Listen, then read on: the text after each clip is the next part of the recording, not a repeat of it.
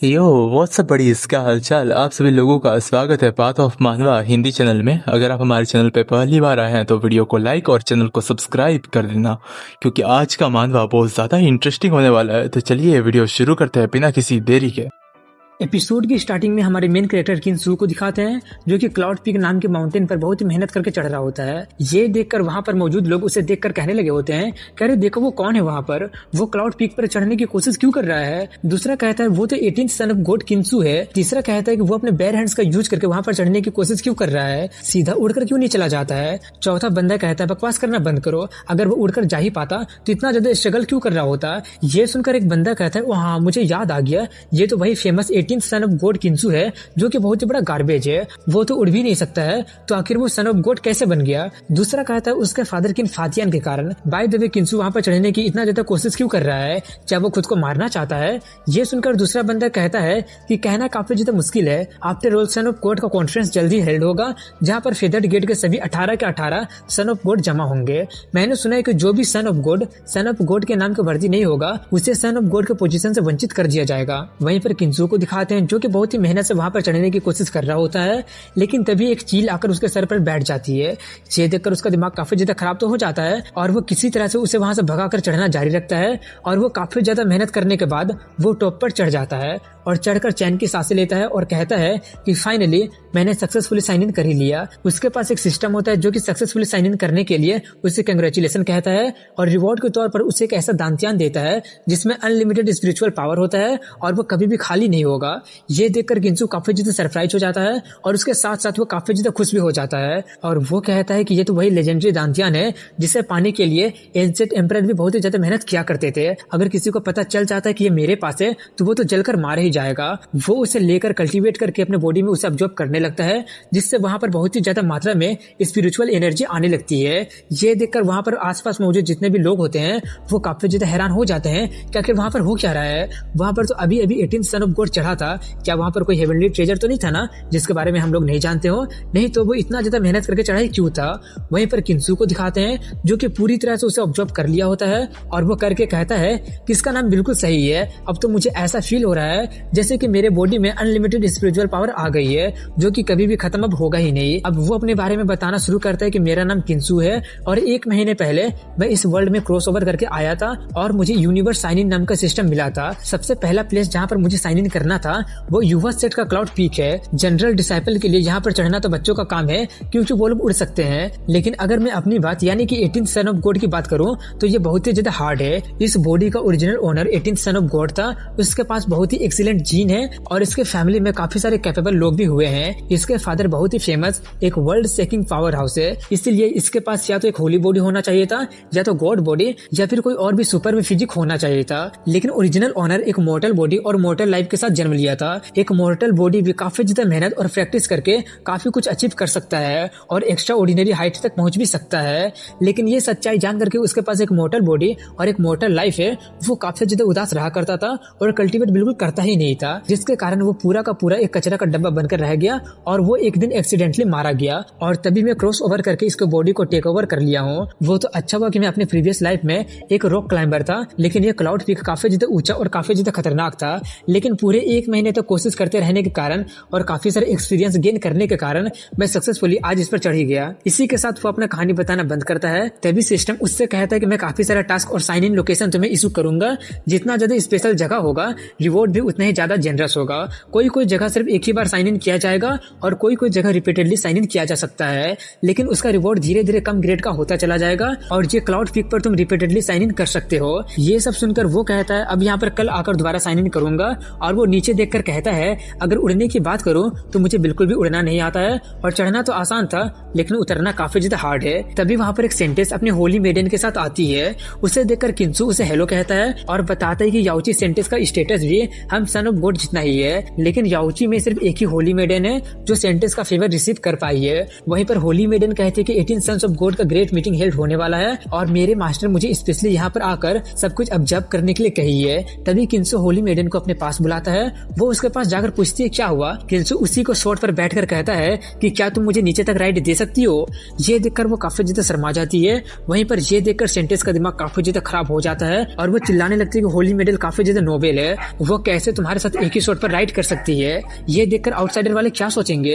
Holi मैडन panic होते हुए कहती है कि 18th सन ऑफ गॉड का कल्टीवेशन काफी अच्छा नहीं है, इसलिए मैं इसे राइड दे सकती हूँ, लोग ज्यादा कुछ नहीं कहेंगे। ये सुनकर किंसू और ज्यादा फ्लर्टी बनते हुए उसे हेल्ड करते हुए कहता है कि मेरा कल्टीवेशन बहुत ही ज्यादा लो है, अगर मैं तुम्हें होल्ड नहीं करता हूँ तो मैं गिरकर मारा भी जा सकता हूँ, तुम समझ रही हो ना। ये देखकर वो शर्म के मारे पानी पानी होने लगी होती है। तो वहीं पर ये देखकर सेंटेस का दिमाग और ज्यादा खराब हो जाता है और वो अपना सोड निकालते हुए कह रही होती है कि अपना हाथ जल्दी से वहां से हटाओ, आखिर तुम्हारी हिम्मत कैसे होगी उसकी डिसरिस्पेक्ट करने की, अब तो तुम्हें मरना ही पड़ेगा। वहीं पर होली मैडन थोड़ी सी शर्माते हुए उससे कहती है मैं समझ सकती हूँ। ये सुनकर उसका दिमाग और ज्यादा खराब हो जाता है और वो ना चाहते हुए भी उससे अपना शॉट वापस रखना ही पड़ता है। और वो सोचती है कि सभी लोग कहते हैं कि 18th सन ऑफ गॉड बहुत ही बड़ा लूजर है, लेकिन आज मैं देख ही लूं कि ये कितना बड़ा मूर्ख है। इसके बाद दिखाते हैं कि वो लोग वहां से जाने लगे होते हैं और किंसू आसपास का नजारा देख ही रहा होता है कि तभी सिस्टम कहता है कि साइन इन प्लेस रिफ्रेश हो गया है और अगला साइन इन करने का जगह है क्लाउड क्लिफ स्टोन कार्विंग। ये सुनकर वो उससे पूछता है आखिर हम लोग जा कहाँ पे रहे हैं। वो बताती है कि सन ऑफ गॉड का कॉन्फ्रेंस होने में अभी थोड़ा सा टाइम बचा हुआ है,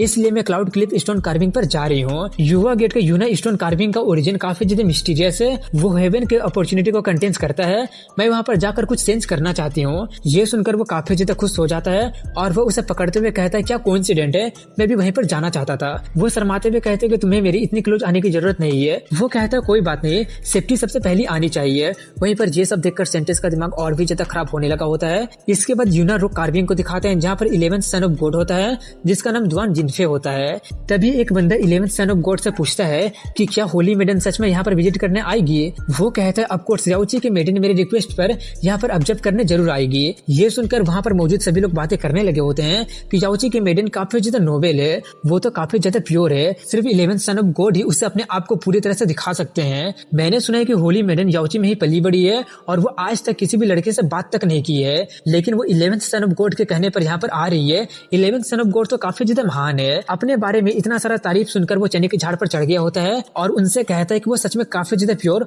और काफी ज्यादा सेंटली है। वो आज तक किसी भी मैन के कांटेक्ट में नहीं आई है, सिर्फ सन्स ऑफ गॉड ही वो मैन है जो उसके कांटेक्ट का वर्दी है। मैं अगर दूसरे सन ऑफ गॉड की बात करूँ तो होली मेडन से बात करना तो तुम भूल ही जाओ, वो लोग तो उसे अभी तक देखे भी नहीं होंगे। तभी वो लोग देखते हैं कि वो लोग वहाँ पर पहुंचने वाले होते हैं, लेकिन वो लोग नोटिस करते हैं कि होली मेडन के पीछे कोई बैठा होता है। ये देखकर उन्हें कुछ भी समझ में नहीं आ रहा होता है कि ये सब क्या हो रहा है। और जैसे जैसे वो लोग करीब आते जाते हैं वो लोग देखते हैं कि वो तो एक लड़का है। ये देखकर वहाँ पर मौजूद सभी लोग आपस में बातें करना शुरू कर दिए होते हैं कि तुमने तो कहा था कि होली मेडन तो सिर्फ 11th सन ऑफ गॉड से फेमिलियर है। सिचुएशन को देखकर ऐसा लग रहा है जैसे कि उन दोनों का रिलेशनशिप ऑर्डिनरी तो नहीं है। और जैसे जैसे वो लोग ज्यादा करीब आने लगे होते हैं ये देखकर वो लोग कहने लगे होते हैं कि देखकर वो बंदा कुछ ज्यादा फेमिलियर लग रहा है। ये सब देखकर 11th सन ऑफ गॉड का दिमाग काफी ज्यादा खराब हो जाता है। वहीं पर उस जगह पर पहुंचने के लिए और साइन इन करने के लिए सिस्टम उसे कांग्रेचुलेशन कहता है और रिवॉर्ड के तौर पर वो बॉडी रिलैम के 4th लेवल में पहुंच जाता है। ये देखकर वो काफी ज्यादा खुश हो जाता है और कहता है कि ओरिजिनल ओनर का तो कोई भी कल्टीवेशन लेवल था ही नहीं, लेकिन अब मेरा इमोर्टेलिटी का रास्ता खुल चुका है। वहीं पर सिस्टम उसे और रिवॉर्ड देता है और वो होता है कि यूनमो रोक पर जो कुछ भी लिखा होता है, जो कुछ भी कार्विंग किया होता है, वो सभी कुछ को वो समझ जाता है और वहाँ पर मौजूद थंडर पाल्म टेक्निक भी सिस्टम की मदद से वो पूरी तरह से सीख लेता है। ये देखकर किंसू काफी ज्यादा सरप्राइज हो जाता है और काफी ज्यादा खुश भी होता है और कहता है जब तुम्हें क्लियर स्काई में थंडरबोल्ट को क्रिएट कर सकता हूँ। इसके बाद वो लोग वहाँ पर लैंड कर जाते हैं और वो अपने स्वॉर्ड को छोटा करके अपने हेयर में लगा लेती है। वहीं पर किंसू को देखकर वो चिल्लाते हुए आते हुए कहता है तो ये तुम ही हो। किंसू उसे देखकर कहता है क्या हुआ, तुम मुझे बुला क्यों रहे हो, और बताता है कि युवा सेक्ट काफी ज्यादा ब्रूटल और कॉम्पिटिटिव है। सन ऑफ गॉड के बीच का कंपटीशन तो और भी ज्यादा इंटेंस है। 18 सन्स ऑफ गॉड में से सिर्फ एक ही सन ऑफ गॉड एम्परर बनेगा और बाकी के 17 सन ऑफ गॉड कंपटीशन में मारे जाएंगे। इसलिए एम्परर बनने का बैटल लाइफ और डेथ का बैटल है। इतना बताकर वो पूछता तुम्हें क्या हो गया है। वो गुस्से में चिल्लाते हुए कहता है कि तुम फिजिकली और इमोशनली पूरी तरह से बर्बाद हो चुके हो, तुम तो सिर्फ नाम मात्र के ही सन ऑफ गॉड हो। तुम्हारी हिम्मत कैसे हो गई पब्लिकली होली मेडल को इंसल्ट करने की। लगता है कि आज मुझे तुम्हें एक सबक सिखाना ही पड़ेगा। मैं नहीं चाहता हूँ कि आउटसाइडर वाले लोग ये सोचे कि होली मेडल एक स्लटी वुमेन है। किंसू कहता है कि मैं होली मेडल के साथ हूँ तो उससे तुम्हें क्या हो रहा है, अपने काम से काम रखो। और फिर से वो उसे अपने करीब लाते हुए कहता है कि तुम इसके बारे में क्या सोचती हो। एपिसोड की शुरुआत में दिखाते हैं कि किंसु 11th सन ऑफ गॉड से कहता है कि मैं भी यहाँ पर क्लाउड क्लिफ कार्विंग के बारे में जानने आया हूँ।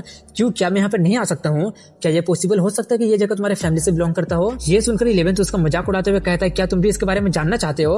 मजाक मत करो यार, भूल भी जाओ, मैं तुम्हें यहाँ पर देखना भी नहीं चाहता हूँ। अगर तुम मुझे फॉलो करना चाहते हो तो तुम कर सकते हो।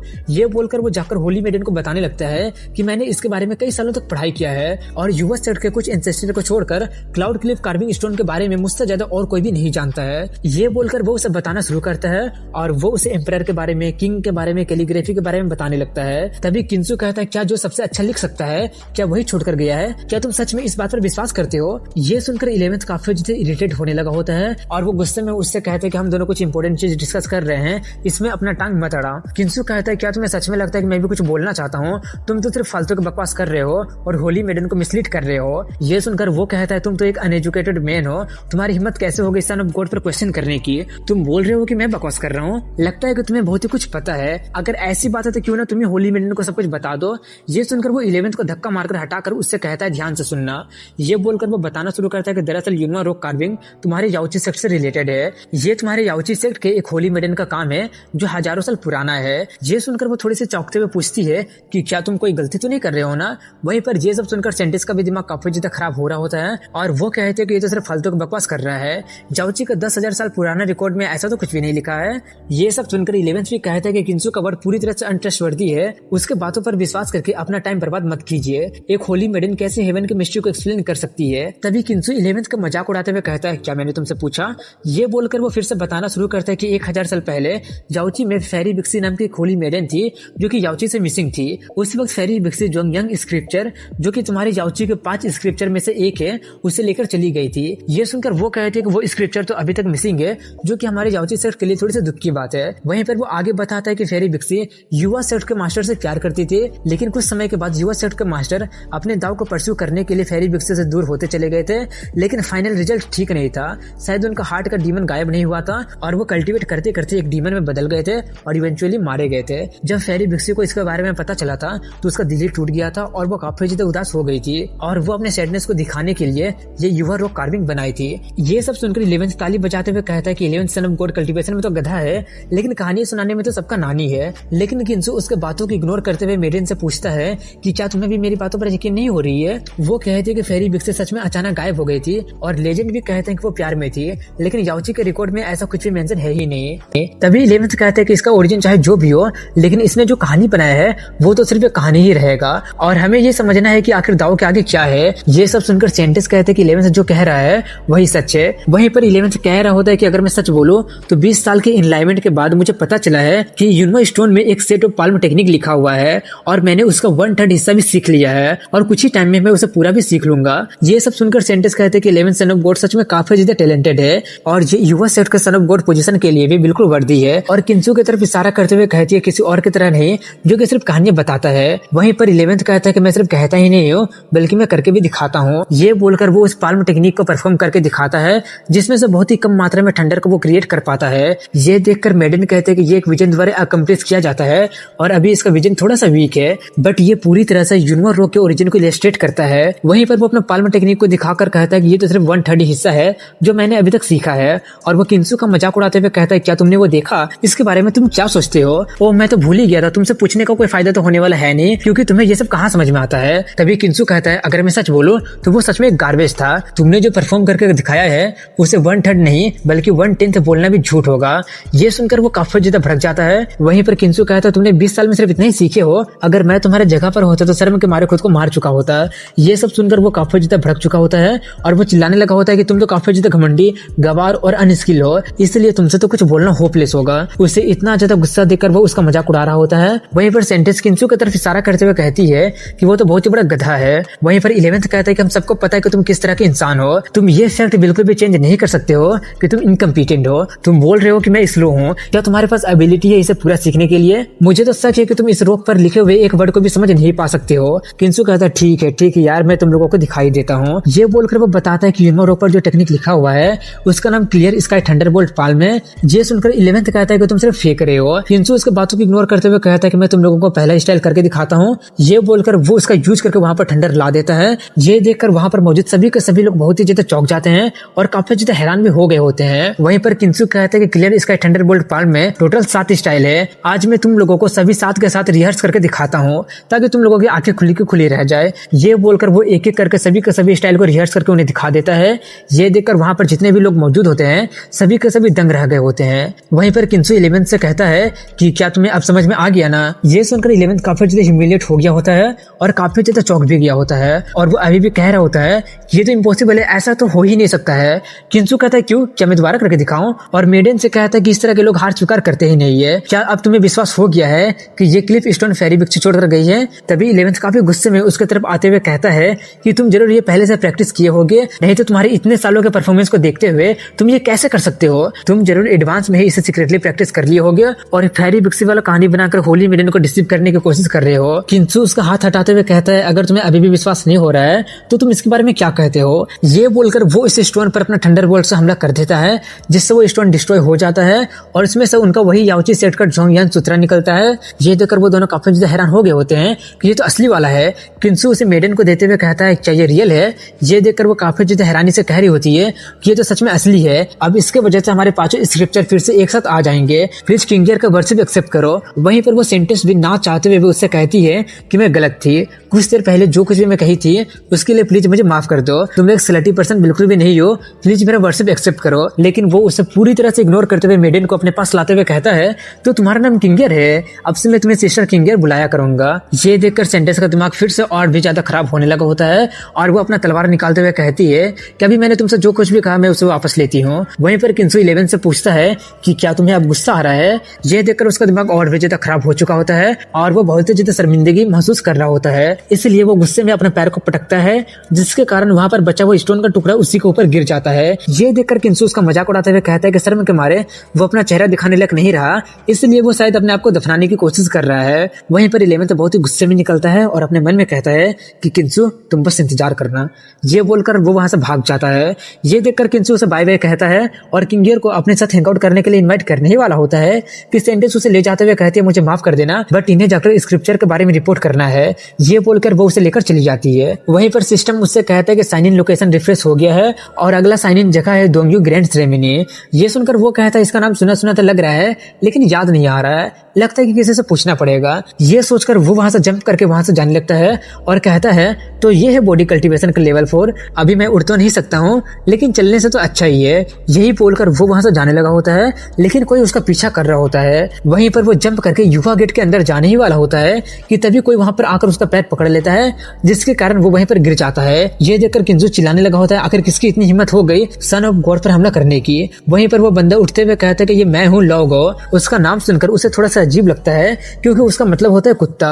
वो उससे पूछता है क्या तुम एक डीमन डॉग हो? वो बंदा कहता है क्या डीमन डॉग? ये मैं हूँ गावन सैंग। उसका नाम सुनकर वो सोचता है कि इस बॉडी की मेमोरी का अकॉर्डिंग ये बंदा ओरिजिनल ओनर का दोस्त है, इसका मतलब ये कोई अच्छा बंदा नहीं है। इतना सोचकर वो उससे पूछता है क्या हुआ, तुम मुझे क्यों ढूंढ रहे हो? वो बंदा बताता है कि आप बहुत ही बड़ी मुसीबत में पड़ गए हैं। दरअसल ओरिजिनल ओनर किंसु पूरा का पूरा कचरा का डब्बा था।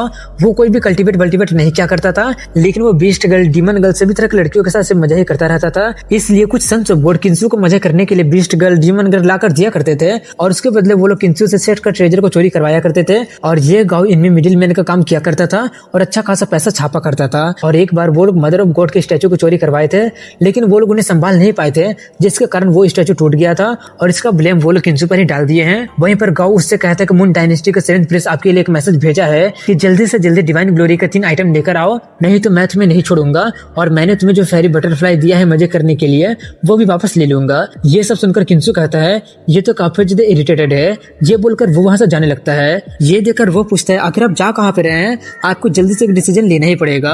वो 7th प्रिंस काफी ज्यादा एरोगेंट और डोमिनियरिंग है, अगर आप उसे एक सेटिस्फैक्टरी आंसर नहीं देते हैं तो वो आपको बिल्कुल भी नहीं छोड़ेगा और आप बाकी के सन ऑफ गॉड से बिल्कुल अलग है। आपके पास तो कोई भी कल्टीवेशन बेस है ही नहीं। अगर वो आप पर हमला कर देता है तो आप क्या करेंगे? आपके पास फाइट वेट करने का पावर तो है ही नहीं। ये सुनकर किंसु उस पर अपना थंडरबोल्ट से हमला करते हुए कहता है कि क्या तुम्हें सच में लगता है कि मैं फाइट बैक नहीं कर पाऊंगा? और यही बोलने के साथ एपिसोड की शुरुआत में दिखाते हैं कि किंसु उसे अपने ठंडर से मार देता है, जिसके कारण वो रोल करके नीचे गिर जाता है और वो उससे पूछता है क्या तुम्हें अभी भी लगता है कि मेरे पास फाइट बैक करने की ताकत नहीं है। ये देखकर वो थोड़ा सा चौंक जाता है और हैरानी से पूछता है कि हमने कल्टीवेशन करना कब स्टार्ट कर दिया, आप तो पहले बिल्कुल भी कल्टीवेट नहीं क्या करते थे, लेकिन अचानक आप इतना ज्यादा ताकतवर कैसे बन गए। लेकिन वो उसका कोई भी जवाब ना देकर सीढ़ी चढ़कर वहां से जाने लगता है। ये देखकर गाँव कहता है कम से कम मेरे लिए तो रुकिए। ये बोलकर वो उसके पीछे पीछे जाते हुए सिर्फ कल्टीवेशन के बारे में पूछते रहता है।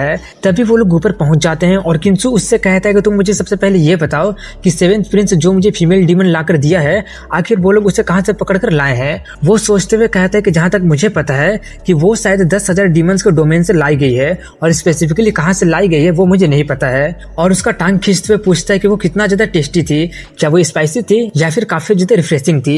ये सुनकर उसे उसका पुराने ओनर की हालत याद आने लगती है, जहां पर वो फीमेल डीमन उसे खुद को छूने भी नहीं देती थी और बहुत ही ज्यादा मारती पीटती थी। ये याद करके वो सोचता है कि मैं उसे टेस्ट तो नहीं कर पाया था, लेकिन जरूर वो काफी ज्यादा स्पाइसी है। इतना सोचकर वो उससे कहता है कि मैं उस फीमेल डीमन को हैंडल नहीं कर सकता हूँ, तुम उसे वापस जाकर दे दो। ये सुनकर गाँव कहता है कि उसे वापस भेजना, आपको नहीं लगता कि ये थोड़ी सी शर्म की बात होगी, वो स्पाइसी है और हैंडल करने में थोड़ा सा मुश्किल है, अगर वो अच्छे से ट्रेन कर दी जाती है तो वो जरूर ओबीडियंट बन जाएगी। ये सुनकर किंसु कहता है मेरे पास फालतू के कामों के लिए टाइम नहीं है। ये देखकर वो कहता है अगर ऐसी बात है तो मैं इसमें आपका हेल्प कर सकता हूँ, जब तक आप चाहेंगे कोई भी फीमेल आपके प्रति पूरी तरह से सबमिसिव बन जाएगी, मेरे पास इसको लेकर काफी ज्यादा एक्सपीरियंस है। ये सुनकर वो कहता है अगर ऐसी बात है तो तुम ही पहले चले जाओ। इसलिए वो जाने लगता है और जैसे वो जाकर दरवाजा खोलता है उसके ऊपर काफी ज्यादा ठंडा पानी गिर जाता है। ये देखकर उसे कुछ भी समझ में नहीं आ रहा होता है कि आखिर ये सब क्या हो रहा है। लेकिन तभी अचानक वो फीमेल डीमन आकर उससे कहती है कि तुम मेरे लिए नाचो, क्योंकि पुराने एमसी उसे सेक्सी डांस करने के लिए बोला था, इसलिए वो भी उसे नाचने के लिए कहती है। ये बोलकर वो एक टेबल फेंक कर उसे मारती है और उसके बाद वो उसका काफी अच्छे तरह से साबुन सरफ लगाकर धुलाई कर देती है। उसका ये हालत देखकर किंसु जल्दी से जाकर छिप जाता है। वहीं पर इतने में भी उस फीमेल डीमन का पेट नहीं भरा होता है और वो एक बहुत ही बड़ा लकड़ी का हथौड़ा लेकर आती है और उससे उसे बहुत ही मारते हुए कहती है मुझे जल्दी से वापस भेज दो, और मारने के बाद कहती है चलो अब जल्दी से मुझे वापस भेजो। लेकिन तभी किंसु बाहर निकलते हुए कहता है अब बस बहुत हुआ। उससे देखकर वो काफी ज्यादा घबरा जाती है और हैरान भी हो गई होती है कि अगर वो वहां पर है तो मैंने किसको मार दिया है। किंसु उससे कहता है कि तुमने मेरे बदले किसी और को धो डाला है, इसका नाम वाई जोजो है और ये अभी तक का सबसे एरोगेंट डीमन है जिसे वो लोग भेजे हैं। और किंसु बिना कोई कल्टीवेशन के था, इसलिए वो उसे काफी ज्यादा बुली करती थी। इसके बाद माहौल का थोड़ा सा शांत होने के बाद वो तीनों के तीनों टेबल पर चाय पीने के लिए बैठे होते हैं और किंसु उससे पूछता है कि क्या तुम अभी भी उसे ट्रेन करना चाहते हो। ये सुनकर वो काफी ज्यादा हड़बड़ा कर मना करने लगता है कि कभी नहीं कभी नहीं, जैसा आपने कहा ये सच में काफी ज्यादा स्पाइसी है। तभी किंसु बाई से कहता है कि तुम्हें अब तुम्हारा आजादी मिल गया है, अब तुम जो चाहे वो कर सकती हो, अब तुम यहाँ से जा भी सकती हो। ये सुनकर वो थोड़ी सी शक भरी नजरों से पूछती है कि क्या अब तुम्हें मेरी बॉडी की जरूरत नहीं है। वो थोड़ा सा स्टाइल मारते हुए कहता है कि अब मैं उस तरह का बंदा नहीं रहा, इसलिए जल्दी से तुम यहाँ से चली जाओ और दोबारा किसी से पकड़े मत जाना। ये सुनकर वो काफी ज्यादा खुश होकर उससे कहती है कि मुझे जल्दी से वापस भेज दो। किंसु उससे पूछता है कि आखिर तुम्हारा घर कहाँ पर है। ये सुनकर वो थोड़ी सी सोचने लगती है और कुछ देर के बाद सोचने के बाद कहती है मुझे नहीं पता है। किंसु कहता है अगर तुम्हें नहीं पता है तो मैं तुम्हें वापस भेजूंगा कैसे। तभी वो उसका गला दबाते हुए कहने लगते हैं कि मुझे कुछ भी नहीं पता है, तुम लोगों ने मुझे पकड़ा है इसलिए तुम लोग मुझे भेजोगे। किंसु किसी तरह से अपना गला छुड़ाता है और उससे कहता है कि अभी तुम कुछ दिनों तक यहीं पर रहो और जब तुम्हारा घर मिल जाएगा तो हम लोग तुम्हें वापस भेज देंगे। इसके बाद सीन चेंज होती है और अगले दिन का सीन दिखाया जाता है जहां पर किंसु जंप करते हुए क्लाउड पीक पर चढ़कर साइन इन करता है, इसलिए सिस्टम उसे कांग्रेचुलेशन करता है और रिवॉर्ड के तौर पर उसका कल्टीवेशन बेस 1 से बढ़ जाता है और वो 5th लेवल में पहुंच जाता है। इसी तरह करते करते वो 5 दिन तक बिना रुके साइन इन करता है, जिससे वो बॉडी रिलम के 8th लेवल में पहुंच जाता है और 5 दिन तक लगातार साइन इन करने के कारण सिस्टम उसे एक एक्स्ट्रा रिवॉर्ड देता है और वो एक तेंगो डिवोरिंग द मून नाम का टेक्निक होता है। सीन चेंज होती है और अगले सीन में 7th सन ऑफ गॉड को दिखाते हैं, जहां पर 11th सन ऑफ गॉड का वफादार नौकर झांग क्वान जाता है, लेकिन वो 11th को पीठ पीछे धोखा दे रहा होता है और वो 7th के पास जाकर पूछता है कि क्या आप मुझे ढूंढ रहे थे। 7th कहता है कि तुम 11th के साथ काफी सालों से हो, लगता है कि अब टाइम आ ही गया है। ये सुनकर क्वान पूछता है इसका मतलब आप बोल रहे हैं कि अब मैं 11th के अगेंस्ट एक्शन ले सकता हूँ। 7th कहता है कि तुम अभी सिर्फ बॉडी रिलम के 7th स्टेज में हो, इसलिए तुम अभी उसके बिल्कुल भी मैच नहीं हो, तुम जाकर 18th सन ऑफ गॉड को पीट कर रख दो। और उसे अपना प्लान बताता है कि कुछ दिन पहले 18th याओची के फेरी के सामने 11th का बहुत ही बुरी तरह से उसका मजाक बनाकर रख दिया था, इसलिए अगर तुम सीक्रेटली 18th का हड्डी पसली तोड़ देते हो तो सभी लोग यही सोचेंगे कि ये काम 11th का ही है और जब टाइम आएगा तब किंसू के फादर 11th को बिल्कुल भी नहीं छोड़ेंगे। ये सुनकर क्वान 7th का काफी ज्यादा तारीफ करने लगता है कि आप तो बहुत ही ज्यादा बुद्धिमान है, इससे तो आप एक तीर से दो पक्षी का शिकार कर लेंगे। तभी 7th उसे रिवॉर्ड के तौर पर एक ऐसा पिल देता है जिसे खाने से उसका कल्टीवेशन बेस 2 लेयर से बढ़ जाएगा। ये देखकर क्वान काफी ज्यादा खुश होकर उससे कहता है कि ये तो बाहर में जल्दी मिलता नहीं है, लेकिन आपके पास ये था, आप तो सच में काफी ज्यादा स्ट्रॉन्ग और बुद्धिमान है। ये बोलकर वो वहां से 18th का हड्डी पसली तोड़ने चला जाता है, लेकिन तभी वहां पर 7th का चमचा आते हुए कहता है कि आपने प्लान तो अच्छा बनाया है, लेकिन वो एक सिंपल माइंडेड पर्सन है। हालांकि आपने 11th को फंसाने का अच्छा सा प्लान बना लिया है, लेकिन जब वो बंदा पकड़ा जाएगा और उस पर प्रेशर डाला जाएगा तब मुझे डर है कि वो कहीं डर के मारे आपका नाम ना उगल दे। 7th कहता है कि क्वान एक सन ऑफ गॉड को हट करना चाहता है, वो भी फेदर्ड गेट के अंदर, और ये काम करना वो भी बिना नोटिस किए जाना बिल्कुल भी नामुमकिन है, इसलिए मैंने उसे वो पिल दिया है। वो पिल नहीं बल्कि जहर है। इसके बाद सीन चेंज होती है और अगले सीन में किंसू को दिखाते हैं जो एक जगह पर खड़ा होकर सोच रहा होता है कि मुझे बिल्कुल भी नहीं पता है कि आखिर ये अगला साइन इन करने का जगह यानी कि दोंग्यो ग्रैंड सेरेमनी कहाँ पर होने वाला है। मैंने कई सारे लोगों से पूछा लेकिन किसी को भी नहीं पता है, कहीं इसका मतलब सिस्टम से किसी तरह का कोई गलती तो नहीं हो गया है ना। यही सोचते सोचते वो वहां से जा ही रहा होता है कि तभी क्वान अपने चेहरा को अच्छी तरह से ढककर एक चाकू और तलवार लेकर उसके सामने खड़ा हो जाता है और उसे रुकने के लिए कहता है। ये देखकर किंसू कहता है कि फेदर्ड गेट के अंदर लूटने की कोशिश ये तो काफी ज्यादा रेयर सीन है। वहीं पर वो बंदा किंसू से कहता है कि चुपचाप वैसे ही खड़े रहो और मुझे तुम्हारा हाथ पैर तोड़ने दो, नहीं तो तुम्हें जान से मारने के लिए मुझे ब्लेम मत करना। ये सुनकर किंसू कहता है अगर ऐसी बात है तो ठीक है, मैं बिल्कुल भी नहीं हिलूंगा, तुम्हें जो करना है तुम कर सकते हो। ये देखकर वो थोड़ा सा चौंक जाता है और कहता है कि इतना जल्दी मान गया, खैर एक गधा तो गधा ही रहेगा।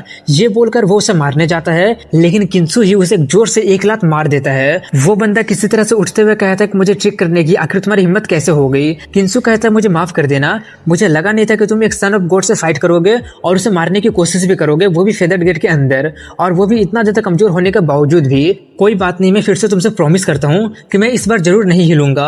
वो बंदा काफी ज्यादा भड़क गया होता है और वो उस पर हमला करने आते हुए कहता है कि अब मैं अपना 70% पावर को यूज करने वाला हूँ, अब तुम अपना पूरा पावर दिखा दो। तभी किंसू उस पर अपने थंडर पाल्म का यूज करके उस पर अपना बिजली से हमला कर देता है, जिससे उसका हालत काफी ज्यादा खराब हो जाता है और वो कांपते हुए कह रहा होता है कि मुझे इसकी उम्मीद बिल्कुल भी नहीं थी कि सन ऑफ गॉड अपने बातों से मुकर जाएंगे। किंसू उसके सर पर अपना हाथ फेरते हुए कह रहा होता है कि मुझे भी इसकी उम्मीद बिल्कुल भी नहीं थी कि तुम इतना बड़ा गधा होगे। तभी वो बंदा किंसू से दूर होकर अपने मन में कहता है कि लगता है कि उसका कल्टीवेशन बॉडी रिलम के 7th स्टेज में पहुंच गया है, लगता है कि अब मुझे इसका यूज करना ही पड़ेगा। ये बोलकर वो इस पिल को खा लेता है और उसके तरफ बढ़ते हुए कह रहा होता है कि अब मैं तुम्हें दिखाता हूँ कि। यही वो बोल ही रहा होता है कि तभी अचानक उसका मुंह से खून निकलने लगता है और वो वहीं पर मारा जाता है। ये देखकर किंसू को कुछ भी समझ में नहीं आ रहा होता है कि अब ये भी हुआ क्या, कहीं इसने शर्म के मारे सुसाइड तो नहीं कर लिया ना। देखकर तो ये बंदा 11th का नौकर लग रहा है, लेकिन 11th इतना बड़ा बेवकूफ तो हो नहीं सकता है कि वो किसी को फेदर्ड गेट के अंदर ही पब्लिकली मुझे असैसिनेट करने के लिए भेज देगा। ऐसा लग रहा है जैसे कि कोई और इसके पीछे है। सीन चेंज होती है और 7th के चमचे को दिखाते हैं जो जाकर उसे सब कुछ बता देता है। ये सब सुनकर 7th कहता है कि मुझे लगा था कि 18th को बहुत ही ज्यादा घायल करने के बाद वो उस पिल को लेकर जहर के कारण बिना कोई सबूत छोड़े मारा जाएगा, लेकिन मुझे इसकी उम्मीद बिल्कुल भी नहीं थी कि वो एडवांस में उस पिल को लेकर मारा जाएगा और मेरा पूरा का पूरा प्लान को चौपट कर देगा। उसका चमचा कहता है कि आप मुझे एक चांस दीजिए। अब जबकि 18th का फादर फेदर्ड गेट के अंदर में नहीं है तो उसे पीट कर उसका सन ऑफ गॉड का सर्टिफिकेट लेना काफी ज्यादा आसान होगा। सभी 18 के 18 सन ऑफ गॉड के सर्टिफिकेट को जमा करने के बाद ही कोई सन ऑफ गॉड के पास सन ऑफ एम्परर का पोजीशन में प्रमोट होने का चांस रहता है। 7th कहता है कि अब जबकि ये प्लान फेल हो गया है तो थोड़ा सा रुक जाते हैं। फेदर्ड गेट में 18 सन ऑफ गॉड है, जितना जल्दी हम स्ट्राइक करेंगे दूसरों को उससे उतना ही ज्यादा फायदा होगा।